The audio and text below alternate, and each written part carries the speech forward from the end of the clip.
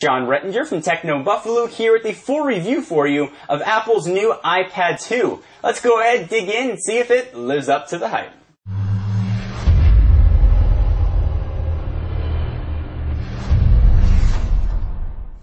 So before I get to the review, I want to run through the specs on the iPad 2 very quickly. It has a 9.7 inch, and that's measured diagonal, IPS display with a resolution of 1024 by 768 with 132 pixels per inch, or PPI, and those specs are exactly the same as the previous generation. It's got a fingerprint-resistant oleophobic coating, which I find kind of funny. If you turn the screen off, you can see all the oil that has ever graced my fingertips. And I didn't just eat some french fries and touch this. I keep generally clean hands.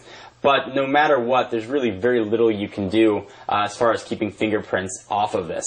So keep that in mind, oleophobic or not.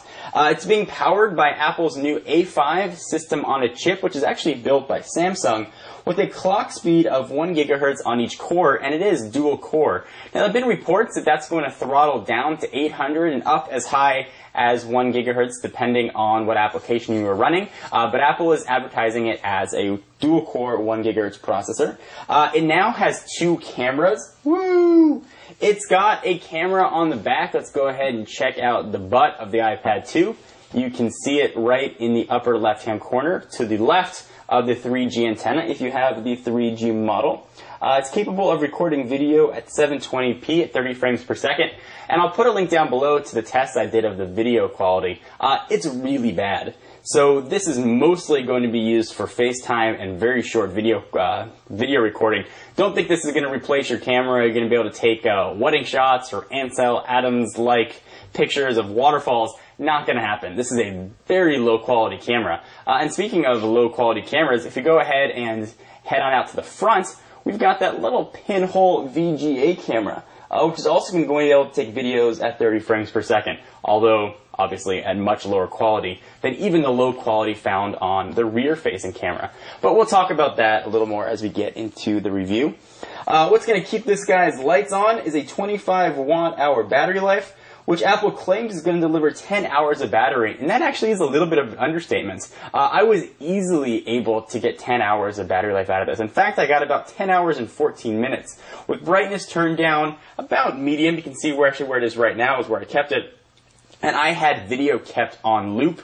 I did turn Wi-Fi off. With Wi-Fi on, you're going to probably lose about 2 hours out of that. But if you've got a long cross-country flight or you're flying somewhere, you're going to be able to watch plenty of video on this guy without it killing out on you, which is very nice. And it's going to deliver about 2 hours better battery life performance than its closest competitor, the Motorola Xoom, which is a whole extra movie. So if media is going to be important to you, something to keep in mind.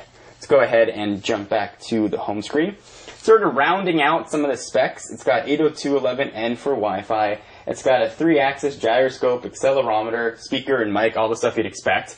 This new package is 33% thinner than the last generation iPad. You can see my iPad 1 versus iPad 2 video down below as well to see the thinness comparison. It feels really light in hands. I never thought the first generation iPad was heavy or fat, but this one definitely feels light. And it doesn't sacrifice the sturdiness or build quality. It feels really solid and secure in the hands. It feels very nice. And one of the things that I do like about the iPad 2 is you don't have that wiggle the iPad 1 had when it's on a flat surface. It now stays nice and solid. On the iPad 1, if you put on a flat surface and you hit the corners, it would sort of do a little bit of a jiggle. Go ahead and looks like I'm launching web pages there. It would do a little bit of a jiggle. That jiggle ain't going to happen on the iPad 2. It's going to come, and actually there are, I believe, 18 different versions of this, ranging from 16 up to 64 gigs, either just with Wi-Fi or with 3G on either AT&T or Verizon. No 4G to be had on this in either HSPA Plus or LTE varieties, and the price range is going to have a very wide range at $499 to $829. And if you're interested in the smart covers, which we'll talk about, those are going to set you back either $39 for polyurethane or almost $70 for leather. Alright, so we've talked about the specs. You know what's in here. How does it perform? Well, the iPad 2 is largely the same as the first generation iPad. If you've used the first generation iPad, if you've used an iPhone, if you've used an iPod Touch, Nothing else has really changed here. It's that same experience on a larger scale. Now, a lot of people say, why would I want an iPad? It's the same as an iPhone, just bigger, or it's an iPod Touch, but larger. And to a big extent, that's true. Using an Apple device and being happy using an Apple device, you have to be willing to live within its limitations. You have to know going in that you're not going to have Flash support in the browser, unfortunately. You're not going to have access, at least without jailbreaking, to some third-party video players. You're not going to be able to play back every audio and video format. You're going to be limited to the Apple ecosystem, and you're going to have to use iTunes as that hub. Now, if you're okay with that, you're going to have a very elegant experience. The OS works very well. If you're not okay with that, you're never going to be truly happy with the iPad, and you may want to look elsewhere. And I think that being able to live within the limitations is really the definition of what you'd call a fanboy or not a fanboy, words, the new F word that you see thrown around on YouTube quite a bit. Definitely something to keep in mind. So let's talk about the browser. The new A5 chip does make this very fast. Again, I never thought the first generation iPad was a slow device, but we are looking at a very quick experience. Again, if you look at my iPad 1 versus iPad 2 video, it loads pages very, very fast. Noticeably faster than the previous version. There's a new Safari engine in here. It might help that it's got an extra bit of RAM. It's up from 256 to 512 here. But things just load fast. Applications load very quickly. Pinch to zoom here is really quick. Again, I never thought the first generation was slow, but if I want to load something like, let's say, my favorite Angry Birds, things just load very quickly on here. Go ahead and launch it up. You get the splash screen, Rovio, and things are ready to play generally a few seconds before what you'd have on the first generation. So there we go, ready to play. Do a quick rotate, you can go ahead and get going. It does load fast. One of the biggest benefits I think we're going to see from the iPad 2 versus the iPad 1 haven't been realized yet. So this is technically capable of twice the speed of the first generation, and technically capable of delivering 9 times the graphic performance. All the applications and all the games that are currently found in the App Store were designed for the iPad 1's power. So not much of a difference now with the iPad 1 and the iPad 2. However, moving forward, it's presumed that developers will focus a lot more on the iPad 2's prowess. So we'll see a lot of the benefits of the faster processor, of the dual core, of the extra core, the extra RAM in here sort of as we move forward. So that is yet to be realized. So here's Infinity Blade, one of the arguably more graphics intensive games I demonstrated during my iPad 1 versus iPad 2 video. It looks beautiful, but it looked beautiful on the iPad 1. I really like the thinness and I like the design of the iPad 2. It feels very good in the hand, although it's going to be very tough to say upgrade from an iPad 1 to an iPad 2. You're going to get largely the same experience. What you're not going to get, or what you are going to get rather, from the first generation to the second, are those cameras, which is also going to give you access to Photo Booth, which lets you do all kinds of fun little video things here, or pictures. You can use it doing video or stills. Go ahead and turn that. You can see there are 9 different choices here. I demonstrated this in a previous video. Again, link to that will be down below, showing what all these different choices are. You can see if I move my hand, you can see it doing all kinds of different stuff. It's fun. It's a little bit of a gimmick. Something you can use to take new Facebook self-portraits. But again, nothing that's going to replace your everyday camera. It's a fun addition. It's not a compelling reason to upgrade. A lot of people were interested in the color. Apple has had a hard time shipping white devices that aren't MacBooks recently. So here we have obviously the white version of the iPad 2. As far as the white versus black goes, I decided to go with the white version just because I thought it was different. It doesn't look yellow to me like people are reporting, and I haven't had any screen bleeding issues on the sides. But I kind of wish that I had gone for the black version. The white one, for whatever reason, feels a little bit cheap and looks a little bit cheap to me.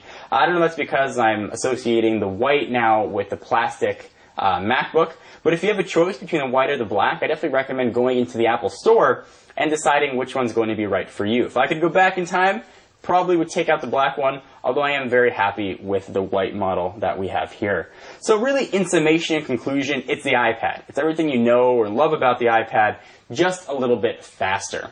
Again, I think we're going to see these benefits as developers continue to build and take advantage of the new platform here. You've got things like smart covers, HDMI out and such, which are nice features, but they're definitely side selling features. So here is the smart cover, for example. I'll go ahead and show you real quickly what this looks like. Again, did a full demonstration of this. It is a very expensive cover for your iPad, ranging anywhere from, again, from $39 all the way up to $70 to cover your iPad. So it uses magnets on the side. It'll auto-align on the iPad too if you just sort of drag it across the bottom on the left. And that is it. And it'll wake it or put it to sleep depending on whether it's open or closed. You can go ahead and turn it into a little bit of a triangle, and you can prop your iPad up while typing, and you can prop it up while watching movies or whatever you want to do to not hold your iPad if you need two hands. It's pretty stable. Go ahead and see that right there. I wouldn't necessarily put much pressure on it, but it does work. It's a cover for your iPad. It does nothing, however, to cover the back of your device. So you may want to invest in a third-party case. Go ahead and close this up and put it right back down here. So if you've been waiting to get a tablet and you weren't sure if the iPad 2 was for you, you've been looking at the iPad 1, you've been looking at the Motorola Zoom, if you can live within the limitations of the Apple iOS ecosystem, go ahead and jump right into the iPad 2. You won't be disappointed. You're going to get a fast browsing experience. You're going to get one of the most elegant mobile browsers that I have seen, one that just works very, very well and delivers content beautifully. The screen, while the same as the last generation, still delivers very bright content. I would have liked to have seen it a little bit higher resolution. If you have a previous generation iPad, or if you've got an older tablet that still works, there's not much of a compelling reason to go ahead and upgrade. Despite the extra year developers might have to develop some games, you may be better off skipping this generation and saving your money for the iPad 3, Zoom 2, or whatever WebOS device may be out then. Anyway, guys, love to hear your thoughts. Do you agree or disagree? Is the iPad 2 for you? Did you buy one? Have you been enjoying it? Are you not enjoying it? You taking it back? Did you wait in line? All of that good stuff. Anything else that you'd like to see on the iPad 2, leave your comments down below. I am John Rettinger from Techno Buffalo. Be sure to check out the website for all of your tech news, and I will see you in the next video.